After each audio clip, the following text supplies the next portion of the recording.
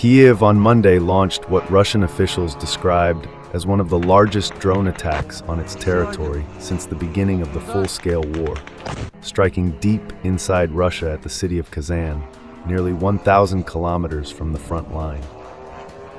The assault marked another escalation in Ukraine's campaign to take the war far beyond its own borders, targeting Russian infrastructure and highlighting Moscow's vulnerability as the conflict approaches its fourth year.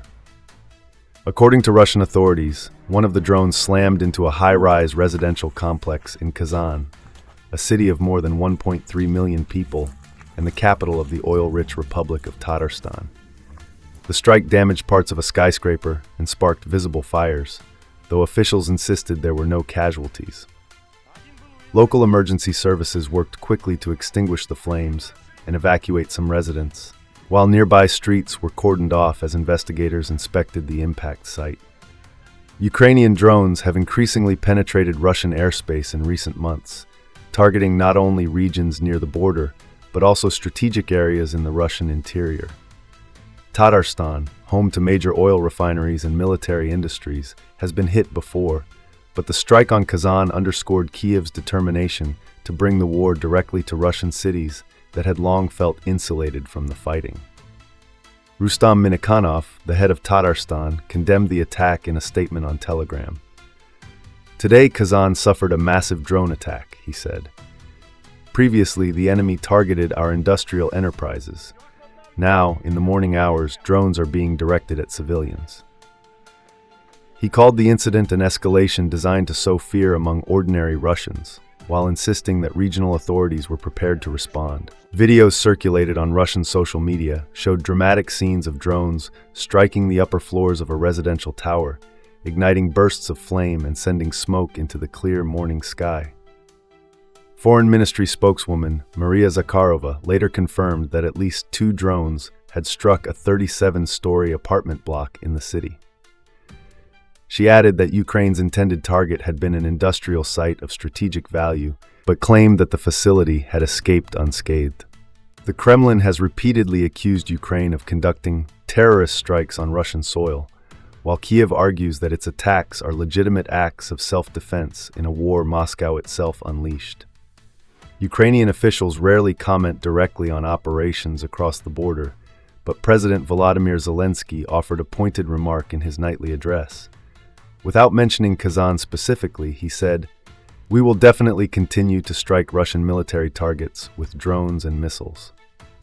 Ukraine's drone and missile program has expanded significantly over the past year, with strikes reaching as far as Moscow, St. Petersburg, and now Kazan. These operations have grown in frequency since the Kremlin dismissed the idea of peace negotiations and instead intensified its own assaults along the front line, with relentless artillery barrages and record numbers of drone attacks against Ukrainian cities. Russian authorities responded to Monday's events by imposing precautionary measures. The Civil Aviation Authority, Rosaviatsia, announced the temporary closure of Kazan International Airport, one of the busiest in the country, citing security risks. Several scheduled flights were canceled or rerouted, and passengers were left waiting as air traffic controllers coordinated with military officials. Public gatherings in the city were canceled, and security patrols increased around critical infrastructure sites. Officials said that, beyond the drones that reached the apartment building, Russian air defenses managed to intercept several others. Zakharova reported that 3 drones were destroyed in flight, while 3 more were electronically suppressed by counter-drone systems. The Defense Ministry in Moscow later claimed that its forces had destroyed a total of 29 Ukrainian drones overnight, including 7 over the Tula region south of Moscow. The ministry, however, continues to release only the number of drones it intercepts, without acknowledging how many are launched or how many successfully hit their targets. Despite official assurances that civilians are not deliberately targeted, Monday's attack again highlighted the increasingly blurred lines in a war that has already claimed tens of thousands of civilian lives on both sides. Kyiv insists its strikes are aimed at weakening Russia's military capacity and its industrial base, while Moscow accuses Ukraine of indiscriminate violence.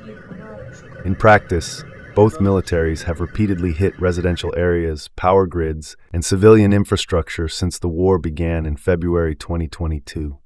The attack on Kazan is likely to be seen as another embarrassment for Russia's air defense network, which has struggled to stop Ukrainian drones from reaching deep into its territory. For many Russians, particularly those living far from the front, the war had until recently remained a distant event. Now, as cities like Kazan come under direct fire, the perception of safety is eroding. For Ukraine, such strikes serve both a military and psychological purpose. By demonstrating its ability to project force hundreds of kilometers into Russia, Kyiv aims to undermine Moscow's narrative of control, stretch Russian defenses thin, and remind ordinary Russians of the costs of their government's continued aggression. At the same time, the attacks are part of a larger strategy to disrupt Russia's war machine, hitting oil refineries, weapons plants, and logistics hubs that feed its military operations in Ukraine. As the war grinds on with no diplomatic breakthrough in sight, the conflict appears destined to spread further across both nations' territories. Monday's events in Kazan offered a stark reminder. Nearly 4 years into the war, escalation remains the defining feature of this conflict, and neither side shows any sign of backing down. In the shadow of a relentless war, a new kind of battlefield is emerging, one where stealth, speed, and strategy matter more than sheer firepower. And this week, Ukraine has demonstrated exactly how technology and tactics can overwhelm billion-dollar defenses. Their latest strike on one of Russia's most prized air systems, the Buk M1, is more than a tactical win. It's a message. Russia's military has long relied on the Buk M1, a mobile surface-to-air missile system designed to take down enemy aircraft and drones with deadly precision. Each unit is valued at around $10 million, bristling with radar and missile launchers capable of tracking targets across vast distances. The system is considered one of Russia's crown jewels in air defense, imposing, expensive, and supposedly near impenetrable. President Vladimir Putin deployed these systems to maintain strategic superiority, to protect his troops, and to insulate Russian territory from Ukrainian drone incursions. For a long time they worked, or at least it seemed that way. But then came Ukraine's Black Forest Brigade, specifically its 413th Separate Raid UAV Battalion, a unit built for precision strikes, reconnaissance, and drone warfare. What they've done recently is something military experts are calling a textbook example of asymmetric dominance. In July 2025, this battalion executed a daring raid deep into contested territory using a fusion of high-tech surveillance drones and agile FPV, first-person view drones, fitted with small explosive payloads. These drones, while low-cost and almost toy-like in size, were guided by military-grade intelligence and pinpoint precision. The Buk M1 was on the move, attempting to camouflage itself amid thick forest terrain, hidden from satellites, shielded from air patrols. But Ukraine's drones had eyes everywhere. With a precise strike, the FPV drones hit the vulnerable part of the system, not the armor, but the missiles themselves. The impact triggered a fiery chain reaction, engulfing the vehicle in flames and setting off secondary explosions as its missile fuel ignited. What makes this strike even more significant is that it wasn't a fluke. It was part of a larger, coordinated strategy. Since the war began, Ukraine has reportedly destroyed more than 1,000 Russian anti-aircraft units, creating a ripple effect across Russia's entire defensive strategy.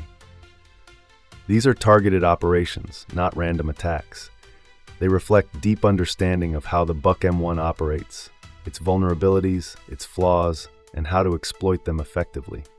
Instead of targeting the heavy-duty chassis, Ukrainian forces aim for the missile payload, which not only disables the system, but maximizes damage and cost. These strikes have forced Russian air defenses into a reactive posture, frequently relocating equipment, deploying decoy systems, and burning through precious military resources. The fallout is steep. Each Buk M1 destroyed means another $10 million loss, not including the cost of fuel, personnel, and recovery operations. Replacements are slow and costly, and Western sanctions have made sourcing key components even harder for Russia. What's worse, many of these systems are irreplaceable in the short term. The economic strain doesn't stop there. Russia is facing tightening sanctions, rising inflation, domestic unrest, and increasing isolation. These drone strikes, while tactical, are part of a psychological and strategic war, one designed to exhaust Russian morale and resources. Ukraine's emphasis on low-cost, high-impact warfare is proving transformational. A drone that costs less than $1,000 can destroy equipment worth millions, redefining what power means in modern combat. Ukraine isn't just fighting a war, it's rewriting the playbook. The success of the 413th UAV Battalion shows how intelligence, agility, and technological creativity can pierce through even the strongest defenses. It's a wake-up call for every modern military: adapt or fall behind.